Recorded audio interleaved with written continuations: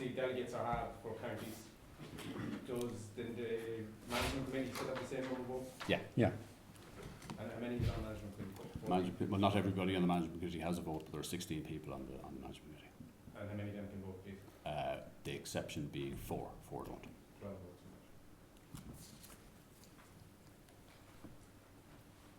Tom, is there scope for, if there is change to the structure, that GAA gives himself an extra year to make the preparations for this, or is it full steam ahead for 2022, regardless of the change that comes in? I think it's full steam ahead for 2022.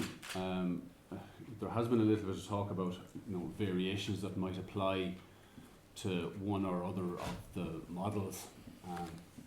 In effect, what's on the agenda on Saturday is what's on the agenda on Saturday, and that's the format that will either be approved or not. You saw with the quarter-finals and the thanks very much, Siobhan.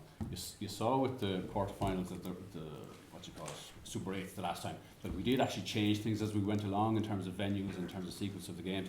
So there is, of course, latitude to change things as you go forward, but not between now and February time. If we pass it on Saturday, that's what we proceed with next year.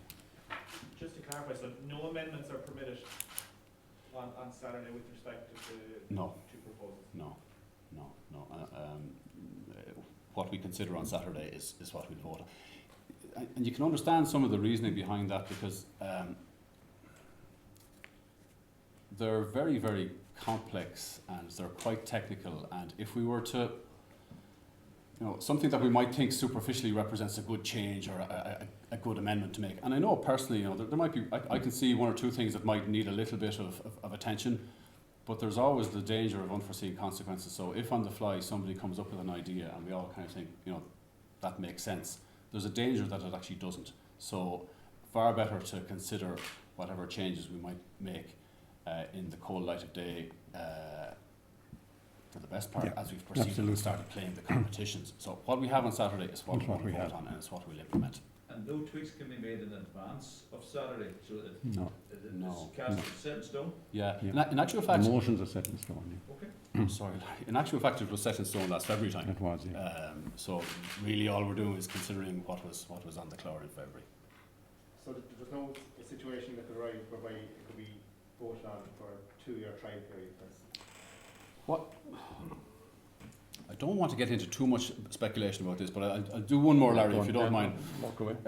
What we might do is, if the discussion is going in a particular way, the Uachtaráin might decide that, and if there is a particular weight of momentum behind a particular suggestion, we might decide to, as I said, have a look at that carefully and to see whether it carries merit and whether it could be of value.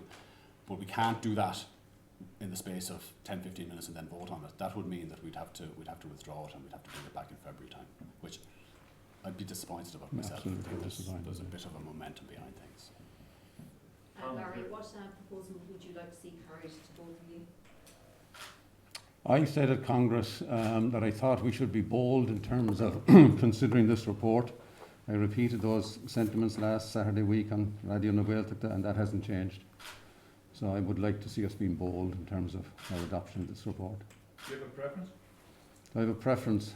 Yes, I think I would like to see proposal B implemented. Tom, would you address that? Yeah, I think we did, Larry. We looked at that strategy exercise last Saturday. There was we're in the throes of coming up with a new strategic plan for the next 5 years, and we did a survey of the membership and of interested parties around the country, even non-members. And one of the things that came to light with that was that there's an appetite for change, specifically in terms of the football championship. Now, it's a survey question, so one person's definition of change might differ from another's, but there is, I think, a considerable appetite and momentum towards change. So I'd certainly like to see the two motions given every chance. Both are under the auspices of Central Council, so the Uachtaráin and myself are not really going to get into the merits or demerits of one over the other, but as a purely personal perspective, I think if you're looking at what you'd like to see the characteristics of a football championship have, two of the things to my mind would be teams playing against teams of their own level, and you have a finite number of games, and you have a definite start and end, and teams that get to the same stage of a competition have played the same number of matches, and B does that. So for that reason, I think motion 19 is the one I think I'd like to see. Now, and you mentioned it yourselves in terms of, you know, possible refinements and so on. Like, we would be open to as the thing progresses. And the notion of a trial, trial is something that you're not averse to, John. No, absolutely not. I mean, listen, I would like to see this, as I've said, come in. We'll try it. If we need to tweak it subsequently, we'll tweak it. We're not immune from tweaking it. We tweaked the Super 8s. We didn't like them. We essentially got rid of them. We went back to the qualifiers, the quarterfinals. If there's something that arises, assuming that that the B is implemented and there's something not right with it or not working for us, we'll certainly tweak it. And I mean, we'll certainly review it at the end of the championship season, which clearly, as you know, will come very, very early next year. It'll be the end of July when we'll be finished. And so we'll have plenty of time in which to do a revision. We'd be doing it anyway, you know. But and you wouldn't certainly be reticent about it because it's not perfect. Because one of the things I think that we've learned as we've gone through it, there isn't a perfect solution that addresses every single requirement of every single person and matches every single perspective. So I think 19 certainly is a move in positive in the right direction. So that's the one I would favour. But ironically enough, I'm one of the people that doesn't have a vote. So Already, as you're saying, Larry, the next season is going to be historic anyway because of the split season, the end of the championship by the end of July. How confident are you that that's going to be challenge enough in itself that you can mobilise a championship change of this dimension at the same time? Does it not make more sense to defer it for a year? I don't think so, Sean. I think there's a momentum for change, as Tom has alluded to, and I think why not go do it all in one. This year is going to be, next year is going to be historic anyway.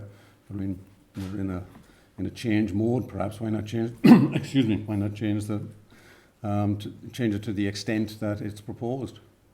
I wouldn't have any issue with it. I mean, you know, I think we can mobilise a championship. We can mobilise the Tailteann Cup. We can mobilise the system as proposed. I wouldn't see any problems with doing it. Do you think there's enough momentum for change that this will be passed on Saturday?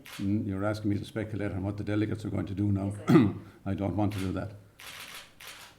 Sorry, from your perspective, what would you make of that, of the challenges involved in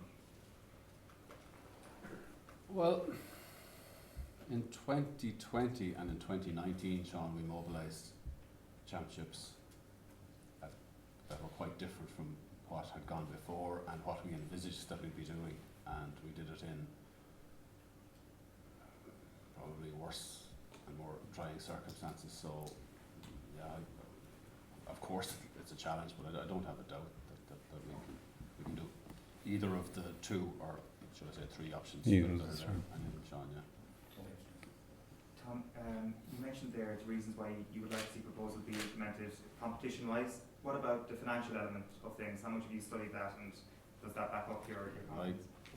Well, we've had a look at it.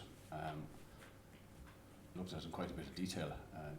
Ger and the Finance Committee spent quite an amount of time appraising the options. The funny thing about our financial fortunes when it comes to championship structures is, as you know, everything really is, or 80% of it is determined by 5 or 6 matches, final, 2 semi-finals, 4 as it will be, quarter-finals, league final, provincial finals, and under whatever shape next year takes, those games will still be there, and they will still be the bedrock of the whole thing financially. So really, the games at the outset of the championship don't have a significant say in how we fare financially, and that's really what is at issue with these 3 versions of what next year might look like. So it's fair to say, and Ger you can come in when I'm finished if you might be able to back this up better than I. But it's fair to say that the differences are pretty inconsequential. The margins between them are sufficiently small to say that, look, we could be wrong, and it could well be that the one that we think is less favourable turns out to be more favourable. That will depend on, as it does any year, what particular couple of teams end up facing off against each other at a particular stage of the championship and stuff like that. So very deliberately, we looked at the finances. We concluded it's not a financial decision. It wouldn't be anyway. But the first thing is to look at what shape you want the championship to look like next year. Whatever hand is dealt to us by Congress, we'll make the best of that we can. It's not a financial decision, and we weren't putting financial numbers to the forefront of the decision-making process. To be honest, if it was a case that one was hugely more beneficial than the other, we would have a responsibility to do that. But given the marginal difference between them, it's not something that we intend making an issue of, and it's not something that, to be honest, anybody should cast a vote based on a financial outcome. I don't know, Jared, do you want to add anything to that? Just to echo the same sentiments, that the quarters, semis and finals are in all three options. They are, at a high level, they contribute close to 10 million, and they are in each option. So the barometer of change really is in 19 with the movement of the league. The fundamental difference there is the league finals do fall away. You would hope to take a pick up in attendance levels. What that attendance level is subjective, but we have sort of modelled it at different variables on it. And on the basis that we're not going to radically change our pricing structure, the league will deliver a similar enough revenue stream. Delighted if it took a little bit of an upswing on it, but we have to be a little bit conservative and manage expectations here. The league finals do fall away out of that model.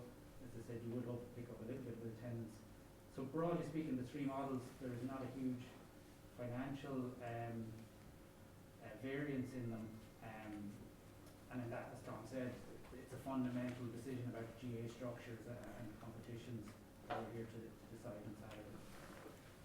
With respect to Chair, with respect to proposal, because the financial impact being looked at for counties, just in terms of potential increased costs by the greater number of games, and therefore increased match day costs. Yeah, there will, well, there's a shorter overall championship period with the split season coming into play, so there is a defined shortening of that season. There ultimately will be more teams in competition for longer periods across the summer, if either the options, predominantly option B comes in, or 19 comes into play, so there will inevitably be a small increase in cost for counties. Just small. Yeah. Has the strident, vociferous pushback from Ulster, in particular Brian McAvoy, disappointed either or both of you, and in turn, have you been able to offer any reassurances if the change which you two are advocating if that change comes, have you been able to appease to any extent the provincial council in Ulster? Yeah. So has it disappointed you, and have you been able to say, if this happens, don't panic because? It hasn't disappointed us. I mean, you would expect that Ulster would be advocating for their championship. In terms of appeasing them, I'll defer to the Ulster Award. The interesting little thing about the numbers that Ger has prepared, consciously we've done those in the round. So that's an association-wide view of things. It's not a provincial versus central council, Ulster versus Munster. So we're looking at what the resources will be that'll be available to all of us. And look, we know what our responsibilities are as the national governing body of things. We've always lived up to those. So all we've said, not just to Ulster, but to any of the provinces or the counties indeed, and we've met with all over the course of the last 2 or 3 weeks, is that, you know, by and large, the level of resources that will be available to the broader association will be approximately the same. Our responsibilities to you will be approximately the same, and we will still live up to those responsibilities. So effectively you could re-divvy the pie, if you like, I don't want to put words in your mouth, but is that what you're saying, that there are certain chess pieces on the board here which could be moved if... And that happens all the time, irrespective of what we might be looking at in terms of championship structures or anything. That's a discussion that goes on all the time between ourselves and the provinces, and that's a healthy thing. Thanks. Tom, has there been any thought given to the fact that should 19 succeed, you're going to import the league competition into the summer in terms of conflict of sponsorship? Will Alliance continue to sponsor the league? Is that going to be confusing the light of the championship? What's going to be the Again, consequence of that?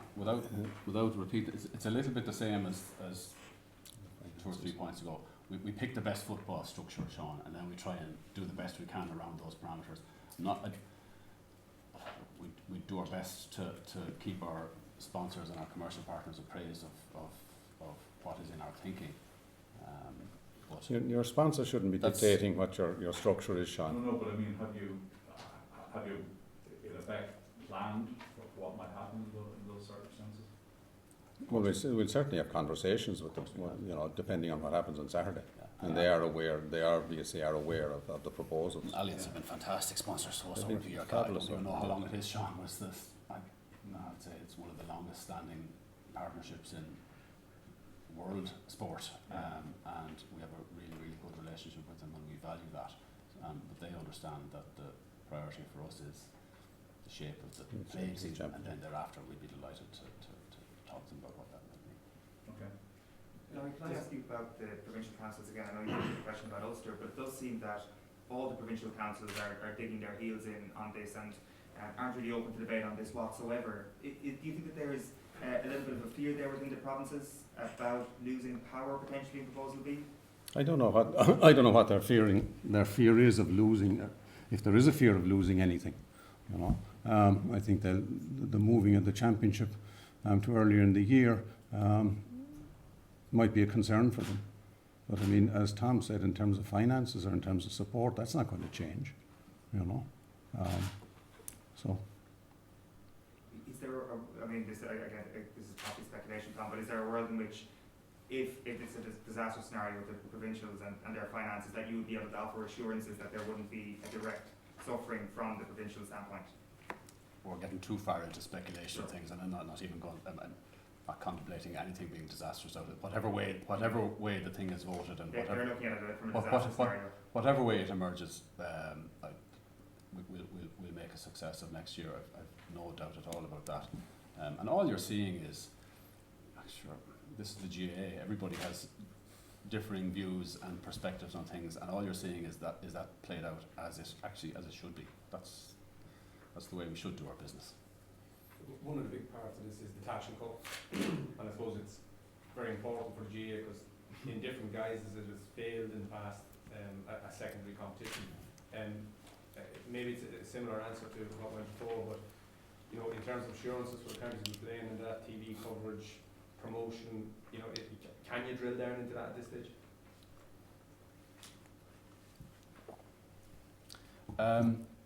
We gave those assurances at the time when we had that discussion in Park Cave at the time. We gave all of the assurances in principle around things like and things probably haven't advanced a whole lot, to be honest about it, since then, purely because of the shape that the playing years took in the intervening period. Over the course of the next few months now, you will see specifics start to emerge around that. The only thing I can say is the undertakings that were given in principle still apply even more so. Can you give us just a one-word answer on this? And you're the twin pillars of GAA in terms of leadership. As you sit here today, are you actively now calling for the 183 delegates to vote for change and vote for Proposal B? I'm simply giving my personal opinion here, as Oakdron. Right? I said that I would hope that there would be change, and I still hope there would be change. Am I going to tell delegates how they should vote? Absolutely not. Would you encourage them? Would I encourage them? I would encourage them to be bold. Tom, is there a yes, no there? Yes, vote for change? I like the second one. If I had a vote, I'd be voting for the second one. I'm not in the business this morning of advocating or extolling people to take a particular course of action. What I'm here doing is maybe trying to explain to people the implications of what it might mean if they cast the vote in a certain direction. But to be honest with you, if I had a vote, that's where I'd be casting it. So, some stakeholders have been. Sorry, just to follow on from that. There's a number of counties, either staunchly yes or no, but obviously a lot of counties still undecided. Your own county met last night with the clubs in Carlow, and Did they? Yeah, decision. They still, I think, they're going to make a decision on Thursday night. But some counties have been mandated to have their own vote delegates to vote how they see fit on Saturday. So Yeah. what would you say to them? Like those swing votes could be absolutely crucial in getting the proposal either over the line or not. And so what would you say to those delegates Yeah. maybe who are still considering? The only thing that I would say to people in that situation is make sure whatever decision that you're making is an informed one, and make sure that you've done your homework and you know exactly what the implications are either way. I mean, I can understand that different counties will have, and different counties in different provinces will have different priorities and will have different outlooks on things, and that's fine, and I would absolutely respect that. The only thing that we all have a responsibility to do is to make sure that we take into account everything and make an informed choice. That's all. Tom has questions? Tom, the GPA would say that the vast majority of independent players want this now. Is there a responsibility to deliver proposal being out for those players? I think it's good that the players have expressed a view on things, and I think it's good that they've considered it, because clearly the players are at the centre of this and are significant stakeholders, and to a large extent it's going to determine what their year looks like next year, and their year is going to determine what the GAA year looks like next year. So I think that's right and proper. And I think, look at, just the same as I said to one or two other questions in terms of taking on board the views of whether it be provincial councils or whether it be counties that operate at a particular level in the championship and have ambitions to either do better or would like to see some of the promotion stuff that we talked about for the Tailteann Cup advocate. The player voice is an important one. It's one that I think everybody who's casting a vote will have an eye to, and I think that's a good thing. I think they're part and parcel of the consideration, but I mean, it's for the overall good of the institution that this proposal was put forward in the first place. So, you know, there are other stakeholders as well, and the players are obviously an important part of that, and they've voiced their opinion, which is great. And again, the thing there is like our responsibility is to make sure that they have an opportunity to do that it's done respectfully, that it's listened to. After that, then the process has to take its course. You know? So it's not a question of any one group taking precedence over another. Barry, just one final one for me, if you don't mind. There have been some media suggestions, speculation that within the actual review committee itself, of which I know you were part of, probably joined late. No, I wasn't on the review committee at all. Sorry, but my understanding was that you did join late by Zoom calls. But if that's the case, No. if that's not the case, I apologise, because I spoke to one of the members last evening who told me that. But if that's not the case, that's fine. But I'm wondering then, there's been some speculation that there has been dissent. Is there unanimity there? Do the members who drew these up remain four square behind them? Are you in a position to be able to answer that? I'm not in a position to be able to answer that. I haven't canvassed them. Okay. Gordon, last question? Yeah, just if 18 and 19 fail to get 60% on Saturday, do you, either of you envisage that you won't be revisiting this situation in the foreseeable future? I'd say we'd be revisiting. I'd say we'll be revisiting it. I'd say we will. It's a bit like I said a few minutes, like people would like to see a change. And I think all it will mean is that the particular change that's on the menu Is not on Saturday is not what people like, and that's fine if that's the way that goes. But the responsibility doesn't go away with that. We come back again with it. And we won't lose heart if that's the way it goes. We'll come back again with some other ideas, Gordon. So you foresee the changes coming at some stage? I think so, yeah. I think so. And that's not a bad thing. And given all the change that we had to go through in the last 2 years for all manner of other reasons, I don't think we need to be afraid of change either. We're well able to do that. Absolutely not.